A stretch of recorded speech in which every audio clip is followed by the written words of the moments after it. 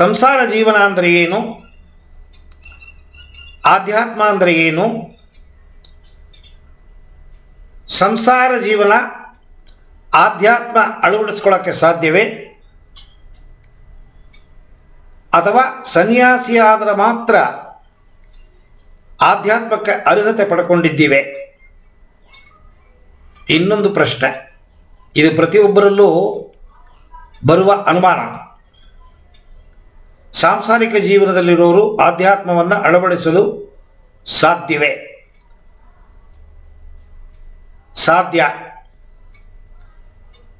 ಆದರೆ ಸನ್ಯಾಸಿಗಳು ಅಂದರೆ ಏನು ಹಾಗೆನ್ನೋ ಅರ್ಥ ತಿಳ್ಕೋಬೇಕು.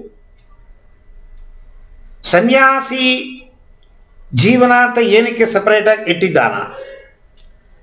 ಸಂಸಾರಿಗಳು ಸನ್ಯಾಸಿ ಆಗಲು ಸಾಧ್ಯವೇ? ಏನು ಬರೀ ಪ್ರಶ್ನೆ ಕೇಳ್ತಾ ಇದ್ದಿಲ್ಲ, ಉತ್ತರ ಕೊಟ್ಟಿಲ್ವಲ್ಲ. ಈ ವಾರದ ತರಬೇತಿಯ ಉತ್ತರ.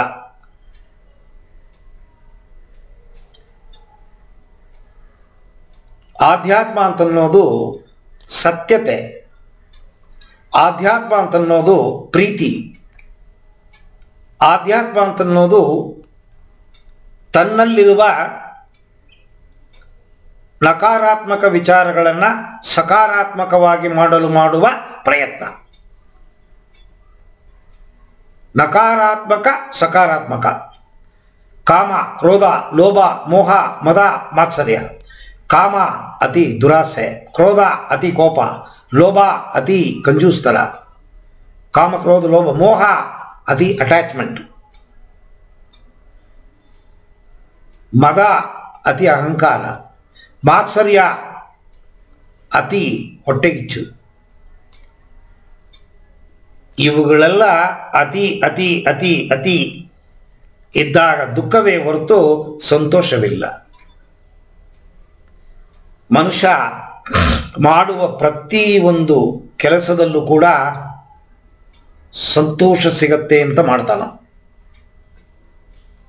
ಊಟದಿಂದ ಹಿಡಿದು, ಸೆಕ್ಸಿಂದ ಹಿಡಿದು, ಆಫೀಸಿಗೆ ಹೋಗಿ ಕೆಲಸ ಮಾಡೋದರಿಂದ ಹಿಡಿದು ಪ್ರತಿಯೊಂದು ಚಟುವಟಿಕೆಯು ಮನುಷ್ಯನಿಗೆ ಸಂತೋಷವನ್ನು ಕೊಡಬೇಕು.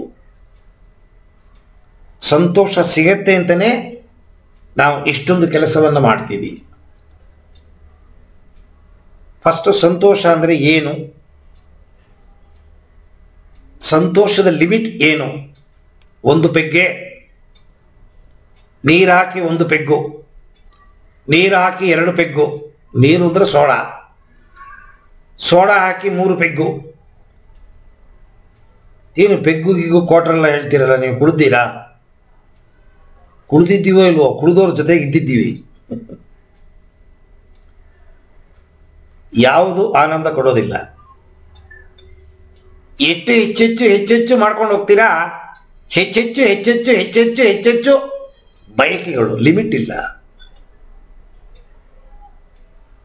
ಗಾಡಿ ಇದೆ ಅಂತ ಬ್ರೇಕ್ ಇಲ್ಲದೆ ಓಡಿಸಕ್ಕೆ ಸಾಧ್ಯವಿಲ್ಲ.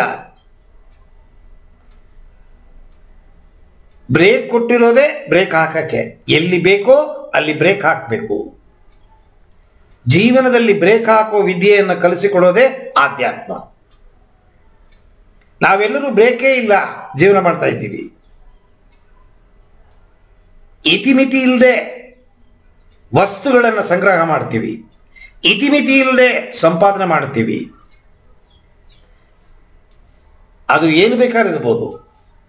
ಹೆಚ್ಚೆಚ್ಚು ಆಸೆಗಳನ್ನು ಬೆಳೆಸಿಕೊಂಡು ಸಂಗ್ರಹ ಮಾಡುವ ವಸ್ತುಗಳಿಂದ ಆನಂದ ಸಿಗೋದಿಲ್ಲ. ಸಂಸಾರ ಜೀವನದಲ್ಲಿ ಆಧ್ಯಾತ್ಮವನ್ನು ಅಳವಡಿಸ್ಕೊಳ್ಳೋದ್ರಿಂದ ಯಾವುದರಲ್ಲಿ ಸಂತೋಷ, ಎಲ್ಲಿ ತನಕ ಹೋದರೆ ಸಂತೋಷ, ಸತ್ಯವಾದ ಸಂತೋಷ, ಇವುಗಳೆಲ್ಲ ನಮಗೆ ಹೇಳಿಕೊಡುತ್ತೆ. ಆಧ್ಯಾತ್ಮವೇ ಇಲ್ಲ, ಸಂಸಾರ ಮಾಡ್ತಾ ಇದ್ದೀನಿ, ಸಂತೋಷ ಸಿಗಲ್ವಾ? ಸಿಗತ್ತೆ. ಯಾವಾಗ? 75, 80, 90 ಅಷ್ಟರೊಳಗೆ ಬಿದ್ದೋಗಿರ್ತೀವಿ.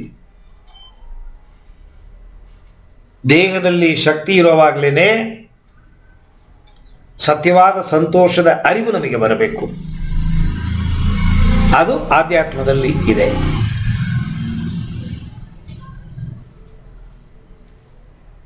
ಒಂದು ಗಾಡಿ ಕಲಿಬೇಕಾದ್ರೆ ನಮ್ಮ ಪಕ್ಕದಲ್ಲಿ ಕೂತಿರ್ತಾರೆ ಗಾಡಿ ಕಲಿಸೋರು, ಬ್ರೇಕ್ ಹಿಡಿ, ಕ್ಲಚ್ ಹಿಡಿ, ಆಕ್ಸಿಲೇಟರ್ ಅಮುಕು, ಫಸ್ಟ್ ಗೇರ್ಲಿ ಹೋಗು, ಸೆಕೆಂಡಲ್ಲಿ ಹೋಗು, ಅವ್ರು ಹೇಳಿದಂಗೆ ನಾವು ಮಾಡ್ತೀವಿ.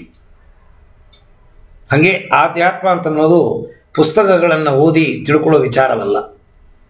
ಒಬ್ಬ ಪರಿಣಿತಿ ಪಡೆದ ಯೋಗಿ ಯೋಗ ಅಭ್ಯಾಸಗಳಲ್ಲಿ ಪರಿಣಿತಿ ಪಡೆದ ಯೋಗಿ ಅವರ ಮೂಲಕವಾಗಿ ಗೈಡೆನ್ಸು ತಗೊಂಡು ಆಧ್ಯಾತ್ಮವನ್ನು ಸಂಸಾರಿಕ ಜೀವನದಲ್ಲಿ ಅಪ್ಲೈ ಮಾಡಿಕೊಂಡ್ರೆ ಸಂಸಾರವೂ ಉದ್ಧಾರ ಆಗುತ್ತೆ, ಆಧ್ಯಾತ್ಮವೂ ಉದ್ಧಾರ ಆಗುತ್ತೆ.